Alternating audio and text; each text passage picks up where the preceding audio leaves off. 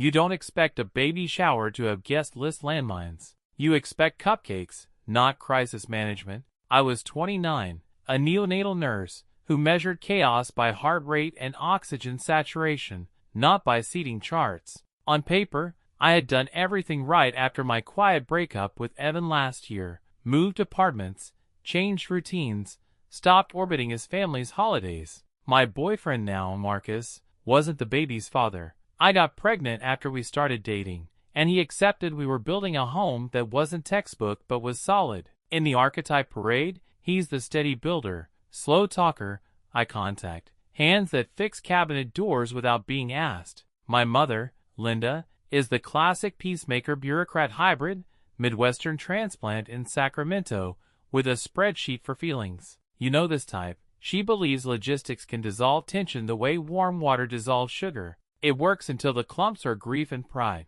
Every family has leverage points. Mine sits at the intersection of courtesy and control. My mom's generation treats invitations like olive branches. My generation treats them like boundaries. If you've ever watched two value systems collide, you know it never looks dramatic from the outside. It's just a phrase that lands wrong, or a name that shows up where it shouldn't. When I sent Mom the draft invite to proof, I thought I was delegating fonts and punctuation. What I delegated, without noticing, was gatekeeping. Peacemakers love doors. They forget doors also lock. Here's the psychology you might recognize in your own life. The ex's family, as an institution, outlives the relationship when the X is woven into your parents' rituals. Evan's mom had mailed my mom pecan pies for Thanksgiving. His sister said baby clothes the minute the ultrasound said, "Girl." That's what peacemakers see, gestures. What they don't weigh is consent. You can call it the diplomacy trap. Say yes long enough, and your no starts to sound rude even to yourself. If you've ever smiled through a boundary breach to keep the evening smooth, you get it. The text came on a Tuesday after night shift, when my brain felt bubbled and thin. "Good news," Mom wrote. I went ahead and invited Evan's family. So supportive. His mother RSVP'd yes. My chest didn't race, it flattened. I read it again, then again, as if the words might self-correct. Somewhere in the distance, the archetypes lined up, the peacemaker offering a bridge, the builder tightening his jaw, the nurse checking her own pulse. I called Mom, not to explode, but to ask the only question that mattered. Who exactly did she think this party was for? Her voice over the phone was airy, almost cheerful, like she was discussing seating arrangements at a church potluck. "Honey, it's just a baby shower. More love, more support. Isn't that what we want?" She said it as if I were a committee chair who'd missed the bigger picture. That's the hallmark of the peacemaker archetype. They recast conflict as misunderstanding, even when it's about agency. You've probably heard it yourself. Someone telling you not to be upset because it's meant well, but intention doesn't erase intrusion. I kept my voice level. "Mom, this isn't a neighborhood barbecue. This is my baby shower." I didn't want Evan's family there. Silence stretched, punctuated by her little inhale, the kind people take before delivering a lecture wrapped as kindness. "They still care about you. And about the baby," she said. That's where her archetype shifted slightly, from peacemaker to caretaker, the one who confuses involvement with affection. If you've ever had a parent who equates presence with loyalty, you know how heavy that can feel. They can't fathom that boundaries protect, not punish. What she couldn't see is how Marcus's archetype would register this. He's the builder, steady and patient, but even builders have load limits. For him, Evan's family in our shower wasn't support, it was a crack in the foundation. And if you're building a life with someone, you know how cracks, left unchecked, don't stay hairline. They spread. I pictured him walking into a room where Evan's mom cooed over pink onesies, where Evan's sister congratulated me with familiarity, while the man actually raising this child stood there invisible. That's not support. That's erasure. When I hung up, I didn't cry or slam cabinets. I just sat with a quiet recognition that archetypes collide not in drama, but in logistics. You may have seen it too, the RSVP list that becomes a battlefield, the group text that detonates over who's included. The practical becomes the personal in one small slip. My mom thought she was adding a +3 of goodwill. What she added was a test. And tests have a way of grading everyone involved, whether they signed up for them or not. The next morning, Marcus noticed I was quieter than usual while pouring coffee. He has that radar some people do, the kind that scans a room for stress before you've even spoken. "What happened?" he asked, and I debated softening the truth. But builders hate half information. It makes them feel like you're hiding a crack in the wall until the ceiling caves. So I told him straight. My mom had invited Evan's family. His face didn't twist or flare, it just hardened, like he was doing math. And that's what builders do, calculate structural risks. He set his mug down slowly. "So, they'll be there, at our baby shower." The way he said, "our," wasn't possessive, it was defensive. If you've ever been in a relationship where a third party suddenly gets a chair at your table, you know that subtle drop in temperature. It's not yelling. It's the air leaving the room. I tried to explain the logic, my mom's need to smooth her blind spot for boundaries. But the truth hung heavier than explanations. This was our first family milestone, and suddenly it had spectators from the past. Here's where the archetypal clash deepens. The peacemaker believes more bodies equal more harmony. The builder believes fewer bodies equal more stability. Put them in one scenario, and the result is inevitable friction. And me, as the nurse, I'm trained to triage, decide what's urgent, what can wait, and who needs to hear the hard truth now. But families aren't patients. There's no chart to write, no vital signs to monitor, just competing definitions of care. And the hardest part? Each side truly believes they're protecting me. That night, lying awake, I thought about how every life event has layers. On the surface, a baby shower with balloons, cake, and games. Underneath, a referendum on past relationships, parental authority, and new family boundaries. If you've ever been blindsided by politics at what was supposed to be a celebration, you know that low hum of dread.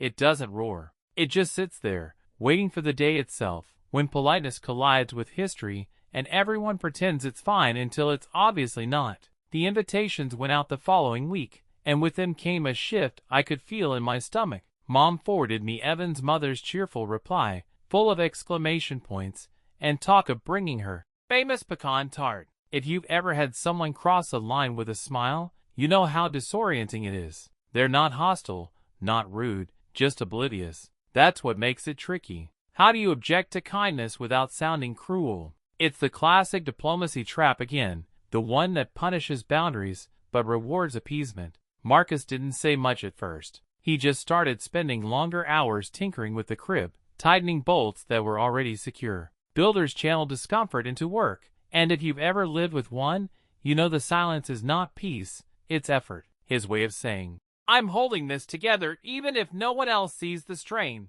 I wanted to match his steadiness, but inside I kept running circles. Should I call Evan's mother myself? Should I confront Mom harder? Or should I let it play out and brace for impact? In psychology terms, what I was facing is called role confusion. My mom still saw me as the daughter she could mediate for, smoothing rough edges before I even noticed. But I was no longer just a daughter. I was about to be a mother, and mothers don't outsource their boundaries. If you've ever transitioned from one identity to another, student to worker, single to married, employee to manager, you know that moment when people around you lag behind, treating you as the old version of yourself. It's not malice. It's inertia. One night, I asked Marcus point blank, "Do you want me to uninvite them?" His pause told me everything. He wanted it, but he didn't want to force me into conflict with my mom. That's the builder again, prioritizing structure over his own preference. "It's your call," he finally said, but the subtext was clear. If I didn't draw the line now, our foundation would carry a crack into every milestone after this. And cracks don't fix themselves, they deepen. As the shower date crept closer, I noticed how people began to take positions without realizing it. My aunt texted me, "So glad Linda invited Evan's folks. They're such nice people." On the surface, harmless. Underneath, it reinforced my mom's narrative, that including them was generosity, not intrusion. If you've ever watched an unspoken vote take shape around you, you know how quickly the room tilts. Suddenly, what should be your decision starts feeling like community property, subject to everyone's comfort except your own. At work, during a lunch break, I caught myself venting to a coworker. She listened, then shrugged. "Free gifts, right? Take the help." That's another common archetype, the pragmatist. They measure problems in transactions, not emotions. And while part of me understood the logic, another part bristled. Because it wasn't about diapers or strollers. It was about narrative ownership. Who gets to define this chapter? The ex's family showing up, even with bows and smiles, rewrote the story from our beginning to a continuation of the old ties. If you've ever tried to turn a page while someone keeps inserting old footnotes, you know the frustration. Meanwhile, Mom operated with serene confidence, planning decorations and catering. She sent me color palettes and bakery options as though the other issue didn't exist. That's her archetype in pure form. If she ignores the tension long enough, it will melt into hospitality. The trouble is, silence doesn't dissolve pressure. It contains it, like steam behind a lid. And anyone who's cooked knows what happens when steam has nowhere to go. Marcus stayed steady, but I could feel his distance. He spoke less about the shower, more about work projects. Builders don't dramatize disappointment. They retreat into tasks. And if you've ever partnered with one, you know the silence can be more alarming than anger. I caught myself lying awake again, imagining him standing in that decorated hall, trying to smile, while Evan's relatives acted as if nothing had shifted. It wasn't just about one day anymore. It was about whether I'd let our new foundation be defined by old ghosts of courtesy. 2 weeks before the shower, I finally drove to my mom's house. The plan wasn't confrontation, at least not in my mind. I told myself I'd clarify. But if you've ever walked into a conversation rehearsing neutral words, you know it's because you expect resistance. She had the living room spread with pastel streamers and mock table settings. "Doesn't this look cheerful?" she said, as if the decorations themselves might soften me. That's the peacemaker tactic, disarm with ambience. It works until the person across from you insists on substance. I sat down and said plainly, "Mom, Evan's family can't come. It's not appropriate." Her smile faltered but didn't disappear. "Sweetheart, they still love you. They want to support this baby. Why would you cut people off who care?" That line carried her entire worldview. That care is measured by gestures, not by respect for boundaries. If you've had a parent who equates involvement with love, you know how exhausting it is to keep repeating that love without consent feels like intrusion. I told her, this isn't about rejecting kindness. It's about recognizing who's building this family now. Her brows knitted, like I was speaking a language she almost understood but resisted. She said, "You're being too sensitive." That phrase, you know it, it's the pressure valve sentence meant to flip the burden back on you. Sensitive becomes synonymous with unreasonable. But in reality, sensitivity is just recognition without denial. I recognized the fracture. I wasn't willing to decorate over it. The conversation ended without resolution. She sighed, folded the paper napkins tighter, and said, "Let's just get through the day peacefully." That word again, peace. But peace isn't silence. Peace is alignment. And as I drove home, I realized something else. If she refused to enforce the boundary, then I'd have to. Not with explanations, not with debate, with action. And action, unlike words, can't be brushed aside as sensitivity. It's undeniable. The next step wasn't dramatic. It was an email. I drafted it 3 times, each version stripping away extra words until it was bare and clear. "Thank you for your kindness, but this celebration is for the family we are building now. We'll connect another time." That's all it said. Short sentences don't leave room for negotiation. If you've ever had to send a message that ends a debate, you know the relief and dread are braided together. You hit send, and suddenly the air feels heavier, not lighter. I sent it to Evan's mother directly, copying my mom. The reply came within an hour, polite, warm, understanding. She wished me well, promised to send a gift anyway, and left it at that. If you've ever braced for a storm only to get sunshine, you know the odd mix of gratitude and frustration. Gratitude because the confrontation ended clean. Frustration because all the dread and sleepless nights could have been avoided if my mom had trusted me to handle it from the start. Marcus's reaction was simple. He read the email over my shoulder, nodded once, and said, "Good. Builders don't need speeches. They need evidence the structure will hold." That one-word response carried more weight than any pep talk. For the first time in weeks, I saw his shoulders loosen while he adjusted the crib mobile. If you've ever felt the atmosphere in your home shift back towards stability, you know how subtle yet profound it is. Mom, of course, called me that evening. Her tone was disappointed, like I'd broken some invisible etiquette code. "You didn't have to embarrass me like that," she said. That's another hallmark of her archetype, the peacemaker's belief that harmony must be preserved even at the expense of truth. But harmony built on someone else's silence isn't harmony. It's choreography. And I wasn't willing to keep dancing steps that no longer fit. After that phone call, Mom and I didn't speak for 3 days. In our family, that's unusual. Normally she fills space with reminders, recipes, or links to articles she thinks I'd like. The silence was its own message. She wanted me to feel the weight of going against her. If you've ever had a parent who wields quiet as a kind of protest, you know how effective it can be. It's not aggression, it's absence, and absence makes you question yourself. But something shifted in me. For the first time, I didn't scramble to repair it. Instead, I folded baby clothes, set up the bassinet, and let Marcus's steady presence remind me what mattered. Builders create a sense of safety not by fixing arguments, but by refusing to be destabilized by them.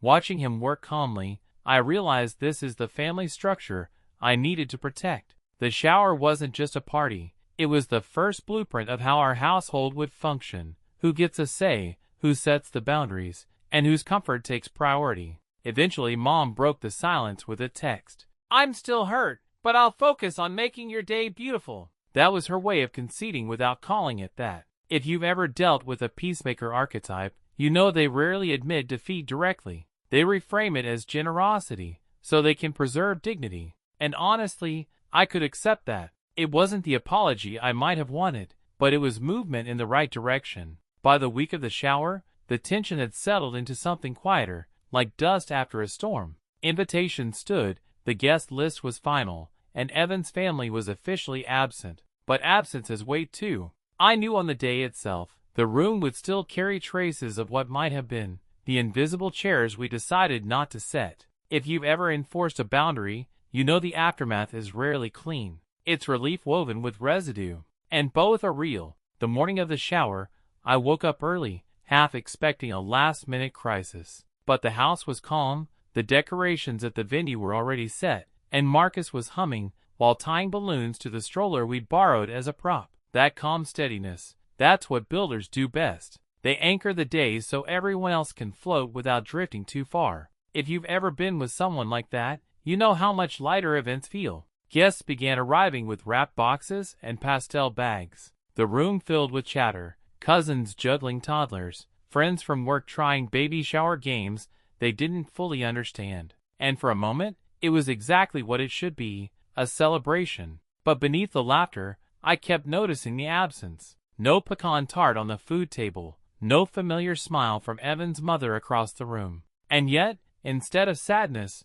what I felt was clarity. Sometimes subtraction is what defines the shape of the event. Mom moved through the crowd with her usual hosting energy, topping off punch bowls and nudging people into group photos. I caught her watching me once, her expression soft, but still carrying that faint shadow of disappointment. That's the paradox of the peacemaker. Even when they concede, they mourn the harmony they couldn't manufacture. If you've ever seen someone cling to an ideal version of a gathering, you know the look. It's a mix of pride and loss. During the gift opening, Marcus sat close, handing me each package, steadying the stack at my feet. Every laugh, every clap from the crowd felt more ours because he was right there. That was the blueprint I'd fought to preserve. Not a rivalry of past and present, but a simple alignment. Him, me, and the baby on the way. The decision I'd made wasn't just about the guest list. It was about declaring what our family story would look like moving forward, and who had the right to shape it. When the last guest left and the hall grew quiet, I sat among the empty cups and tissue paper, letting the silence settle. It wasn't heavy this time. It felt earned. Marcus carried boxes of gifts to the car, and when he came back, he didn't say much, just placed a hand on my shoulder, the kind of gesture that speaks louder than any toast or speech. Builders don't need to declare victory. They just stand steady in the life you've chosen together. Mom lingered behind, stacking plates. When we finally locked eyes, she gave a small smile, almost shy. "It turned out nice, didn't it?" she asked. And she was right, it had. But it turned out nice because of what didn't happen, not just what did. That's the subtlety peacemakers often miss. Real harmony comes from respecting boundaries, not from ignoring them. She didn't apologize outright, but in her softer tone, I heard something close. If you've ever had a parent who can't quite say the words, but shows them in gestures, you know the quiet relief that brings.